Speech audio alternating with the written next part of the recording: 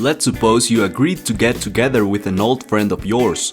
You are super excited to catch up with him because you haven't seen him in a while. So the day comes and you arrive first at the restaurant you guys agreed on.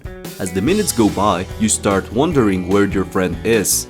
After almost half an hour has passed, there's still no sign of him. You decide to call him, but he doesn't pick up the phone. Long story short, your friend doesn't show up. So now you feel very angry with him because he didn't keep his word. But if you see this event from a different perspective, you can see it as something positive. It shows you that your quote-unquote friend didn't care that much about you, which means that you should not care about him either. Being stood up was a good thing because now you don't need to waste your time and energy on that person. Let's suppose you're training at the gym and you see a girl that you really like. As the days go by, you start really liking her because she's consistent with her training, she's beautiful and she's super feminine. You really want to talk to her, but you feel afraid and extremely anxious. You feel afraid of what she might think of you, of being rejected and that she might have a boyfriend. Months go by and you still haven't talked to her until eventually she stops going to the gym. Your fear prevented you from meeting a girl that you really liked. But if you have interpreted that fear and anxiety in a different way, your outcome could have been totally different. You could have interpreted the fear and anxiety as emotions that are natural and normal when you want to approach someone you really like. Instead of seeing these emotions as reasons to be paralyzed, you could saw them as guiding lights that revealed someone you were interested in getting to know. Because at the end, anxiety and fear are just a couple of emotions among dozens. And as every other emotion, they come and go, so there's no point in taking them too seriously. Let's suppose you really like soccer and your favorite team just reached the final of the most important tournament. So you meet up with your friends to watch the game.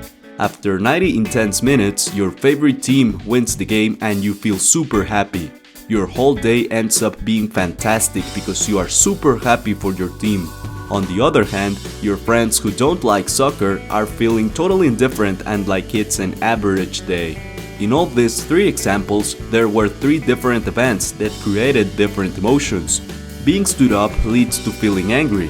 Wanting to talk to someone you like and not doing it leads to feeling disappointed. A soccer team winning a trophy leads to feeling extremely happy. But to another person, the same events might lead to totally different emotions. Being stood up could lead to feeling grateful because now you know that the other person is not worth it. Wanting to talk to someone you like is a big opportunity to meet someone you might end up dating. A soccer team winning a trophy is meaningless to someone who is not a fan.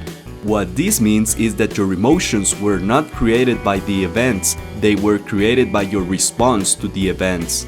This is an essential idea you must understand because it permeates every aspect of your life. There will always be multiple events that happen in your life.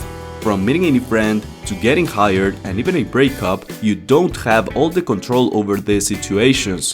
What you do have control over is how you will respond to these events. You are the one who decides how you will interpret everything that happens in your life. This means that your response to every event is what creates your experience of life. Therefore, it's very important to understand that you have an innate capacity to respond.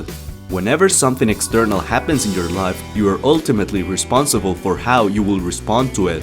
It's important to note that I said respond and not react. A response is done consciously, a reaction is done unconsciously. A noble goal to have in life is to control how you respond to every event. This is done by being aware of your capacity to respond and by creating a brief separation between outside events and your thoughts. You can experience and enhance this brief separation between outside events and your response to them by practicing mindfulness meditation. Ideally, you want your response to be in such a way that you feel at peace. From today, keep in mind that you can respond and interpret anything that happens in your life the way you want. This video was inspired by the book Inner Engineering by Sadhguru. I highly recommend you listen to this audiobook because it will transform your life. Fortunately for you, you can get this audiobook for free by signing up to your audible.com free trial with the link in the description of this video. If this video provided you with value, please leave a comment and a good thumbs up to support the channel.